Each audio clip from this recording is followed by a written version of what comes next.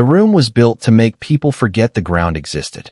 40 floors up, glass swallowed the walls, city lights glittered like a private constellation, and a long felt table glowed under museum white track lamps. Laughter moved like champagne, effervescent, careless, expensive. In the shadows near the kitchen door stood Angela Thompson in her pressed uniform, polishing glasses until they were so clear they disappeared. Beside a console table, her 11-year-old son, Jaden, perched on a leather chair too big for him, legs not quite touching the floor, gaze moving like a scanner over every face, every flick of a chip, every breath that arrived a beat too late. The night's host, tech billionaire Richard Blackstone, silver temples, perfect cuff links, the bulletproof ease of a man who'd never needed to rush for a train, let the crowd orbit him. This was his domain, the penthouse, the guests, the rules. Poker was tonight's entertainment. Friendly stakes, he'd said with a smile that never reached his eyes. The buy-in could have paid a family's rent for months. They called it charity.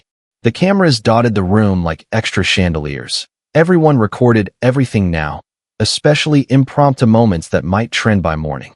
A slim card manual sat on the sideboard, its corners soft from use. When Richard saw it in Jaden's hands, his eyebrows lifted. "Studying, are we?" he said loudly enough to hush conversations. Phones rose like periscopes. He plucked the book away, laughing as though at a magic trick. "Tell you what, little man. You want a lesson? Sit down for one hand with me. One hand." He turned to the crowd, selling the moment like a host pitching a surprise guest. "If he wins, I'll cover his schooling. Any school. If I win." His gaze slid toward Angela, polite, pointed. "We part ways tonight. No hard feelings.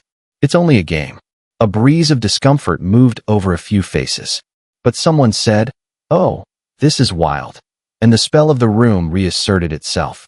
Two empty chairs yawned open at the center table. The pro dealer, Vinny Castellano, 30 years at high-stakes tables, hands that treated paper like water, hesitated for a heartbeat, then did his job. Angela froze, a glass held in the fluorescent mouth of the dish rack. "Jaden," she said. It was only his name, but inside it lived 1,000 warnings, 1,000 nights of being careful because the world wasn't. Jaden slid into the high leather chair. Up close, the table smelled like cedar and cologne and something older, the heat of pride under pressure. He touched the old poker chip in his pocket, his grandfather's chip, smoothed by decades, and let his breathing settle. He didn't look at the phones, the diamonds, the watch faces tilting to catch him. He looked at people. He always had. Cards whispered. 2 slid to Richard, 2 to Jaden. The billionaire glanced once, and his shoulders made the smallest, satisfied square. Jaden peeled his corners with quiet fingers. 7 of spades. 8 of spades. Suited connectors. Not a crown, but a key if the right door appeared. 50 to start, Richard said, tossing chips with a practiced, theatrical wrist. The sound of ceramic on felt was a sound the room liked. Jaden's eyes noted the muscles that moved in Richard's face when he felt strong, the way his ring finger twitched near the expensive watch. He'd seen these habits for years, invisible in other people's homes, tells that didn't know they were tells. "I called," Jaden said. "Murmurs. He talks like he's done this." Vinny burned a card and flopped 3 face up. 6 of spades. 9 of hearts. 5 of clubs. To the room, it was random geometry. To Jaden, it was scaffolding. Open-ended straight draw. 8 cards in the deck could land him a ladder from 5 to 9. About a third of the time by the river. Enough to move, not enough to dance in the open. 50, Richard said again, leaning back, performance in every inch. Jaden watched the watch. A tiny reach, a tiny stop. A flash of uncertainty half buried under display. 150, Jaden said softly. Not a dare. A diagnosis. The laughter thinned to a tense thread. That sizing did something to the air. The experienced guests could feel it even if they couldn't name it. Vinny's hands stilled for a fraction. He'd seen this exact raise, this exact timing, on stages that smelled like cameras and bright lights. "Call," Richard said, and louder, to the room. "He has spirit." Turn card, 4 of diamonds. The board read 5, 6, 9, 4. To most people it was noise. To Jaden, it was a bell. He had the straight. 5, 6, 7, 8, 9. The nuts. Unbeatable at this moment. He tapped the felt. The room heard it as caution, The goat path of his mind knew it was invitation. 200, Richard announced, confident again, a conductor cueing an orchestra built from attention. Jaden moved 4 stacks forward. 400. Now the phone stopped being toys and started being recorders of something else. Vinny's jaw set in a tilt only other dealers would notice. The look he wore when skill arrived in a room that hadn't planned for it. Richard's fingers drifted again to that watch before he caged the impulse. Call. River, 5 of hearts. Harmless. The board paired a 5. It didn't touch the straight's crown. Jaden checked. The air itself seemed to lean toward Richard, urging the story to go the way it always had for him. All in, Richard said, pushing the rest of his chips, the line he had drawn between this moment and the possibility of losing. I call, Jaden said, the 2 smallest words in the world, heavy as doors. Vinny stood for the reveal, not because drama demanded it, but because respect did. Show, please. Richard turned over ace-king. Pretty cards, empty hand. Ace high. Vinny said, neutral and clear. He faced Jaden. The boy placed down 7-8 of spades. Straight to the 9. Vinny announced, and somewhere between his ribs something unprofessional leapt, admiration. The room's sound went strange, like it couldn't decide whether to be a gasp or a thunderclap. Angela's hand closed around the dish rack until her knuckles whitened. Then she let it go, shoulders shaking with a breath that was almost a laugh. Richard stared at cardboard that refused to respect his confidence. You slow-played me, he said, as if naming it would return the money. I read you, Jaden answered, not unkind. His voice belonged to someone who understood that respect could be stern. You're strong when everyone's looking and uncertain when you think they might not agree. Your watch is your tell. You touch it when you don't trust yourself. A few guests looked at their own wrists, uneasy. Vinny gestured to the board, to the chips, to the kid. For what it's worth, he told the room. That was a masterclass, semi-bluff on the flop, trap on the turn, value on the river. You don't stumble into that. You study people for years. Richard opened his mouth and found no words waiting. The crowd, which had expected a quick spectacle, found itself clapping. It wasn't just for the boy's win. It was for the way he made the room feel seen, like the mirror had finally tilted toward the viewers instead of the viewed. Jaden stood, small in a chair built for men who thought they were taller than they were. Poker is numbers, he said, but it's also how you look at people. He turned to his mother. Mom. Angela stepped forward, set her towel down, and let herself be the person she'd trained herself not to be in rooms like this, visible. My son learned in the quiet, she said. Books, videos, sitting in corners while you talked. Sometimes the best student is the one you don't notice. For a suspended second, the marble seemed to hold the sound of those words like light. Then the applause found its volume. Messy, sincere, human. Moral seed planted, lesson begun. Respect is owed before credentials are shown. In the penthouse at the top of the world, a boy made humility fashionable. By morning, the clip was everywhere. A table in the clouds, a boy with calm eyes, a billionaire blinking like a theater light after the show. Hashtags blossomed. Hashtag read people not watches. Hashtag straight to the 9. Hashtag respect first. And comment sections turned unexpectedly thoughtful. This is what confidence without cruelty looks like, wrote one. I didn't know a check on the turn could feel like poetry, wrote another, less knowing but more honest about how the moment landed. Angela's phone shook like a sparrow with all the notifications. A principal from a prep academy called to invite a conversation. A producer pitched a morning segment. A quiet message arrived from Vinny. If you ever want real training, the kind that teaches you how not to need the game, call me. It came with a number and, surprisingly, a sentence that felt like mentorship rather than a business card. Talent is a tool. Character is the hand that holds it. Jaden went to school and discovered that people who had barely seen him yesterday had always known him today. Genius, someone shouted down the hall. He kept his head low. In the library after last bell, he opened a probability text and let the certainty of numbers cool the heat of attention. His grandfather's chip sat beside the paper like a small moon. At the penthouse, an altogether different weather system rolled in. Board members who adored Richard's certainty now worried it looked like arrogance in 4K. A publicist drafted sentences about teachable moments and commitments to education, and every sentence sounded like a glass that had never touched dishwater. Lawyers spoke softly, accountants more softly still. Richard looked out at the park from his cold high window and imagined, for the first time in a long while, a world that might not clap when he entered. Back in their staff quarters, Angela and Jaden talked the way families do when a door cracks and wind pours through. "We don't humiliate anyone," Angela said. "Not even if they humiliated us." Jaden nodded. He already knew that from rooms where a smirk could buy applause. "We say yes to what builds us, no to what feeds other people's hunger to watch." They met Vinny in a coffee shop that smelled like cinnamon and second chances. Without the tuxedo vest and velvet lights, he looked like a person again, not an institution. He slid two things across the table, a deck of cards and a thin booklet. The deck was practice, drills to make mechanics effortless so the mind could do the heavy lifting. The booklet was stranger. Bankroll and Boundaries, the title read. Inside were notes about decision trees, but also about sleep, diet, exercise, and how to walk away from tables that tried to turn respect into spectacle. "You won a hand," Vinny said. "Now build a life that doesn't let other people wager it for you." Word traveled that Jaden had declined 3 talk shows and accepted 2 library visits. At the first, he sat with 10 kids from 10 different neighborhoods and taught them how to notice without judging. "Every person has patterns," he said. "Learning them is not for power, it's for empathy. Poker teaches you how quickly we believe stories about other people. If you can slow that down, you can change more than a game." At the second library, a journalist waited by the water fountain, notebook ready. Jaden answered politely until the questions started chewing at the edges. How did it feel to humiliate a billionaire? He folded his hands.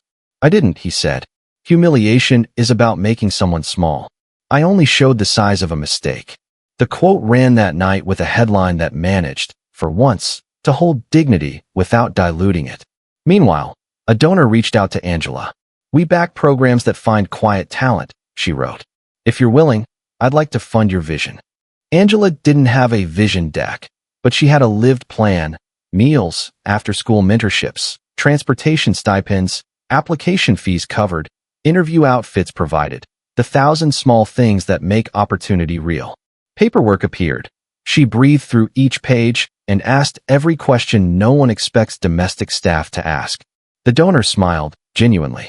"That's the best sign you'll run this well," she said. "You don't assume the fine print is kind."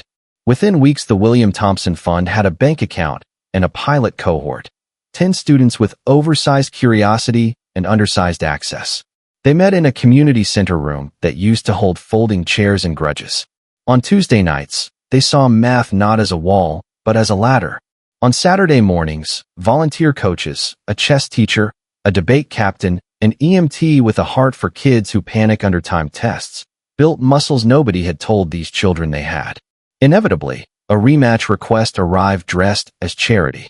A glossy invite, Blackstone Educational Gala, a night of redemption. It promised the proceeds would fund youth programs. It placed Jaden's photo beside Richard's with an elegance that tried to pretend the first night had been neighborly. Angela held the embossing like it might stain. "We decide what stage we stand on," she told her son. "And why?" They met with Vinny again. "You can decline quietly," he said, "or accept on your terms." Jaden spun his grandfather's chip on the table and watched it wobble. "My terms," he said finally. "No firing jokes. No wagers on people's jobs or dignity. If there's a game, it benefits kids, not egos. And I get to speak." The gala agreed, more because optics demanded it than because habits had changed. A date set, a theater rented, a sponsorship ladder built. The narrative machine whirred. At home, on a late night when the city exhaled and the refrigerator hummed like a distant motorbike, Angela told Jaden a story she hadn't told in years. How his grandfather kept a notebook of things he learned every day after the factory shift. Words like ventricle, debenture, usufruct, he'd write them down, define them, then try to use them in a sentence over dinner. Knowledge was how he made the day feel bigger than the shift, she said. You come from a long line of people who bet on their minds. Across town, Richard wrote statements and practiced them in a mirror. "We all learn," he said to his reflection. "We all grow." He tried a smile different from the one money gives you. It didn't fit yet. The city slept. The clip kept climbing. The door stayed open. Manhattan Preparatory Academy smelled like old wood, new polish, and nerves. The headmaster's office held a letter that used words like scholarship and accelerated placement. Jaden read it twice, felt a folded warmth bloom in his chest, and then heard a whisper behind him in the hallway. He's only here because of a video. It wasn't loud, but it was the kind of sentence that rots if you let it. On the first day, a boy with hair that probably had a personal stylist sat next to Jaden in math and murmured, "You going to teach the teacher how to play, Star?" Jaden looked at the worksheet, circled the bottleneck in problem 3, and slid it back. "We can both learn," he said. The boy blinked. Something in him had expected either apology or swagger. Respect instead confused him. In debate club, the resolution was meritocracy is fair. Jaden measured his breath, built an argument not from headlines, but from bus routes, meal schedules, and which neighborhoods have quiet at night. He didn't say anyone was bad. He said systems were levers, and some levers were welded high. By the end, even those opposed conceded that fairness requires more than slogans.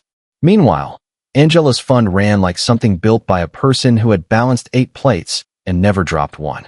She hired a program coordinator who'd grown up in a housing complex where quiet was a 9 p.m. luxury and had fought her way through community college with a calculus study group formed under fluorescent light. The coordinator ran calendars like symphonies. Stipends went out on time.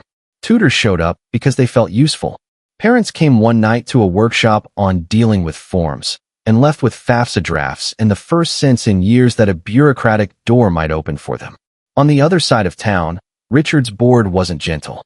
Values, they said in a meeting that didn't use the word scandal but wore it. He stepped down with a statement about new chapters. The press release pulled a fitted sheet over a messy bed. Everyone could still see the corners sticking out. The rematch gala approached. A PR firm staged rehearsals, lighting checks, seating charts, a surprise donation moment. Jaden watched quietly from the wings. He had learned that spectacle and sincerity could share a room without speaking to each other. The night arrived in tuxedo and tinsel. Cameras bloomed. On stage, a velvet-skirted table waited. Vinny, in a simple black suit that made him look like gravitas had a tailor, shuffled. Richard walked out to polite applause that had the timbre of forgiveness rehearsed, but not felt. When Jaden appeared, the clapping sounded different, unpracticed, stronger, with a warmth not interested in irony. Before anyone sat, Jaden took the microphone. "I agreed to be here on conditions," he said. "No one's job, dignity, or home is part of tonight's stakes. If money moves, it moves to students. And we remember why we're in a theater, not to make a story, but to change one." A murmur of approval rolled down the aisles. Vinny nodded almost imperceptibly. The kid didn't just read tells. He set terms.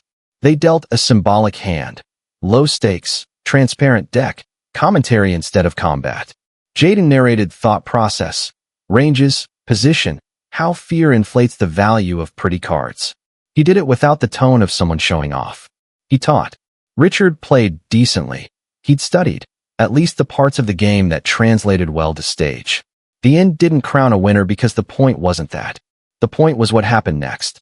A girl from the cohort, Maria, 12, eyes like questions, walked out to read a short speech she'd written. She talked about failing a math quiz in 5th grade, how that one red ink paper had tried to rename her as bad at numbers for 2 years. Then a volunteer had sat with her and taught her how a fraction is not a judgment, but a relationship. "Now math is my friend," she said, standing straighter. The room needed that sentence more than any flop-turn river drama. After the applause, a donor announced matched grants for the fund if the audience reached a target by midnight. Phones opened, not for filming, for giving. The board with numbers ticked like a clock that rewarded generosity instead of counting down to cliffhangers. Richard stepped to the mic. "I made a mistake," he said simply. "No choreography now. I believed that power and right were cousins. That night taught me that power without respect is just noise." He looked over at Angela and Jaden. "I'm sorry." There it was, a sentence worth more than any card reveal, offered without terms. People made jokes later about how quickly contrition plays when cameras are on. But some apologies are seeds. The next months would show whether this one sprouted. When the donations cleared, the fund could do more than bridge gaps. It could build bridges.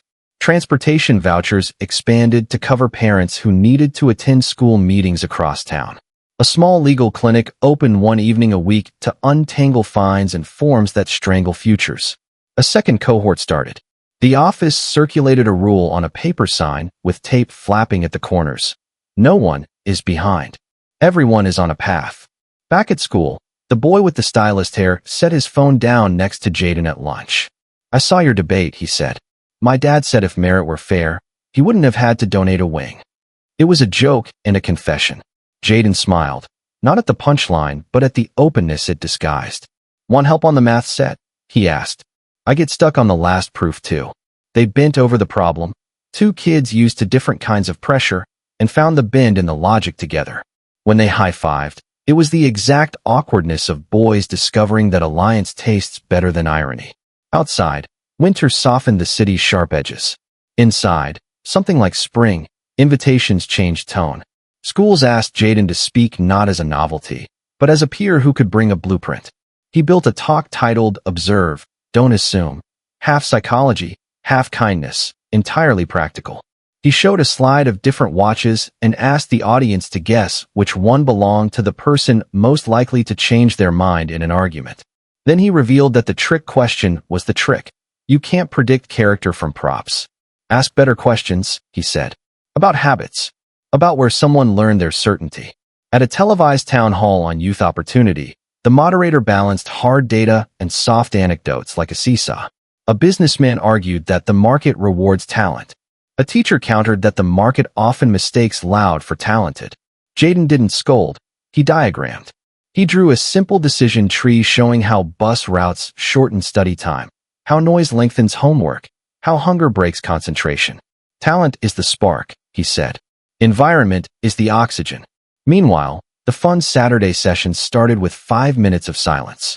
Phones in a basket, eyes on breath. You can't read a room if your brain is glass marbles on a tile floor. Kids made fun of it at first, and then began defending it from tardy friends. "Shoo," said a boy who had never hushed anyone without getting hushed back. "This is where I make my head calm." The Blackstone case slid into business school curricula, not as a gotcha, but as a caution. Do not confuse competence with confidence. Do not let bias masquerade as instinct.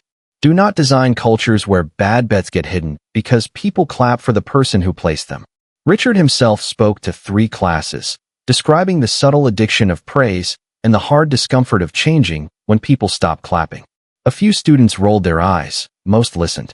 One evening, a glossy magazine asked for a photo shoot, Genius Kid and the Card Whisperer. The concept board was full of velvet and smoke. Jaden declined. The editor called Angela. "We can soften it," she said quickly. "Make it about programs." Angela said yes, with a condition. The cover would feature cohort students and their projects, a robotics arm built from recycled parts, a peer tutoring app prototype, a mural sketch that turned a blank brick wall into a neighborhood history lesson. The magazine relented begrudgingly. The issue sold out. At school, Jaden faced his first real academic stumble, a timed proof comp where his mind took a scenic route. He turned in 2 pages of elegant thought and missed the final box. His teacher didn't praise the beauty of the attempt. She wrote, kindly, "Next time, show the path faster." Jaden stayed up late the next week practicing speed without sacrificing clarity. Genius feels like a gift from the outside. From the inside, it is mostly stubbornness. On a Sunday, Vinny invited Jaden to a small backroom game. Not to play, to observe. "Look for what kindness looks like at a table," he said. Jaden watched 2 hands, one rough, one smooth, split a pot amicably when the math confused both, then watched the same 2 players stop another man from spiraling into loss by calling a break and ordering sandwiches. "There's a reputation," Vinny said softly, "that this game eats people. Sometimes it feeds them." A week later, a rumor fizzed. A private school scholarship funnel was quietly redirecting funds toward families who already had options, using donor preferences as a fig leaf. A reporter came to Angela with questions. She didn't gloat. She opened her files. "We'll say our work, not other people's scandals," she told the team. But when the article ran, it mentioned the fund as a counterexample. People noticed that transparency is a kind of courage. That transparency brought a harder call. A parent angry that their child hadn't been selected for the cohort. "You're playing favorites," the voice said, sharp with the ache of wanting. Angela invited them in, not for excuses, for process. They sat with tea at a sticky table and walked through criteria, not grades alone, but resilience signals, and how they balanced investment to reach different neighborhoods.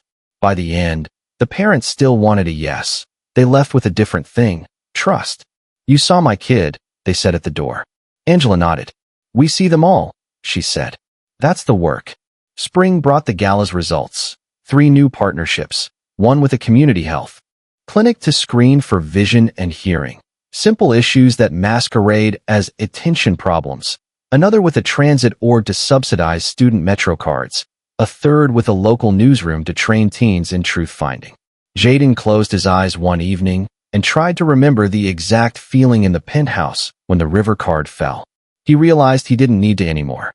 He had something better now, a calendar full of Tuesdays and Saturdays, faces that lit up when a concept landed, friends who teased him for being dramatic and then asked to borrow his notes, a mother whose laugh grew at the edges because the center finally had room.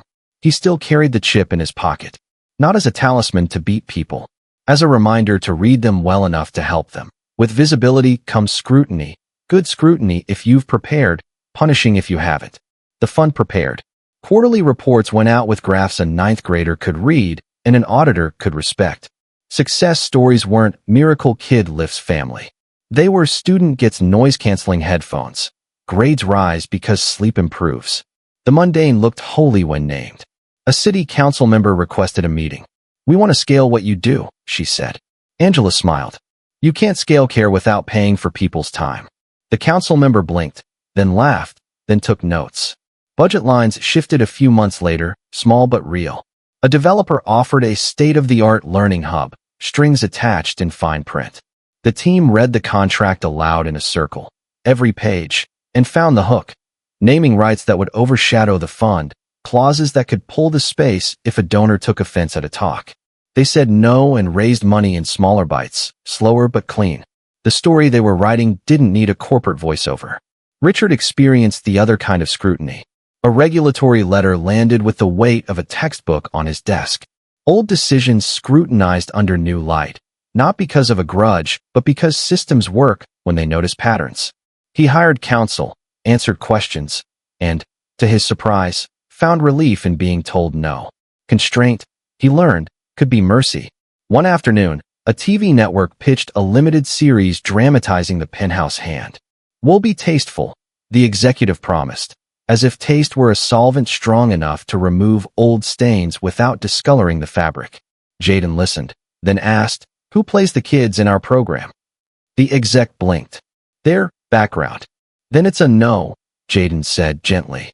"We don't tell stories that turn help into props."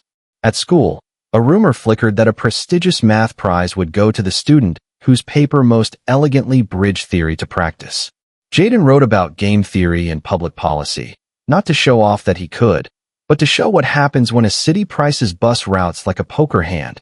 Expected value in minutes, in meals eaten, in minutes of daylight left for homework. His draft wasn't perfect. His teacher sent it back with 3 questions that deepened, and deepening is the point. The second draft sang in a quieter key. He won, and in his speech he thanked the kid who shared his headphones when the cafeteria got loud. The cohort's spring showcase filled a school gym. Science posters taped to trifolds, elevator pitches both shaky and steel, artwork that made corners of the neighborhood almost unrecognizable in the best way. A row of donors clapped like parents, a row of parents clapped like donors. Vinny stood in the back, arms folded, smiling like a man who'd finally found a room where the shuffle was no trick. Mid-evening, a familiar face appeared at the door, hat in hand, a quiet maintenance worker from the penthouse. He waited until most had left, then approached Angela. "I was there that night," he said. "You handled it with grace. I wanted to say, what you built after. That's the win." He pulled an envelope from his jacket. Inside were 15 small donations and a list of first names. "Staff," he said. "We took turns with overtime." Angela swallowed. Gratitude sometimes sits behind the sternum like a bright ache. But even bright rooms collect shadows. A columnist published a snide piece about pity philanthropy and upgrading the help. The words tried to wound. The response strategy meeting lasted 10 minutes. "We reply with results," Angela said. They posted anonymized longitudinal data, attendance, grade curves, college acceptances. They posted a photo of 5 students around a laptop, not posed, laughing because they had just made a broken line of code run. The comments section, for once, self-corrected. A call came from a prosecutor's office. Not for a case, for advice. "We're piloting a diversion program for first-time youth offenses," she said. "We want to connect kids to tutoring and mentors instead of fines that push families into debt." Angela connected her with 3 nonprofits that had been doing the quiet version of that for years. Credit went where it belonged. At night, Jaden still trained with Vinny, not in card tricks, in life discipline. They practiced folds that had nothing to do with poker, saying no to opportunities that gave dopamine, not development. "Every no makes room for the yes, you mean," Vinny would say, dealing air. On a walk home one evening, Jaden and his mother passed the building where the penthouse lived. They didn't glance up. "People think the big moments are what change you," Angela said. "Sometimes it's the Tuesdays." Jaden nodded, feeling the truth land like a gentle weight, like a hand on a shoulder guiding, not pushing. Graduation day tasted like summer and sounded like parents trying to clap and film at once. The stage smelled faintly of fresh varnish and warm microphones. Jaden, in a gown that made him look older without stealing the softness from his face, walked up with a valedictory speech folded neatly in his hand. On the program, his title was simple, student. He liked that. He spoke about his grandfather's notebook, about writing down new words after long days, about choosing curiosity on purpose. He spoke about the first time he saw a probability chart and recognized the same shape as a bus schedule. He did not mention the penthouse or the straight or the watch. Stories are a kind of capital. You spend them carefully. He ended with a sentence that felt like a blueprint rather than a bow. Let's build systems that assume brilliance is everywhere, and then do the work that makes that assumption true. Standing ovation. Of course. But also tears in corners of eyes that didn't water easily. Angela watched from the aisle, hands clasped in a prayer that wasn't a prayer exactly, more a thank you note to time for giving them enough of itself. The William Thompson Fund moved into a modest 2-floor building with scuffed floors and the best light anyone had ever seen. The front room held a library of donated books sorted not by subject, but by the question they helped answer. A small plaque by the door read, "Respect, by design." Volunteers teased that it sounded like a furniture showroom. Angela said, "Good. We are building rooms." Richard came by one quiet afternoon, no cameras in tow. He brought nothing in his hands. He asked if he could sit. Angela made tea. They talked, not about absolution, about labor. He offered a network map of people who might help without needing the photo. He had learned the difference. When he stood to go, he nodded at the chip framed on the office shelf. "I used to think luck wore suits," he said. "Turns out luck is often a person who refuses to underestimate you." He left with fewer edges than he'd arrived with. Jaden enrolled in college with a schedule that looked like a handshake between psychology and policy. He also enrolled at the community center every Saturday at 9, no registration required, because kids still showed up with questions like, "How do I stop my heart from running when I sit for a test?" And, "Is it cheating to ask for quiet?" He answered the second one first. "No," he said. "It's strategy." On the first day of his summer internship, he sat at a long table in a city office where plans are born and sometimes die.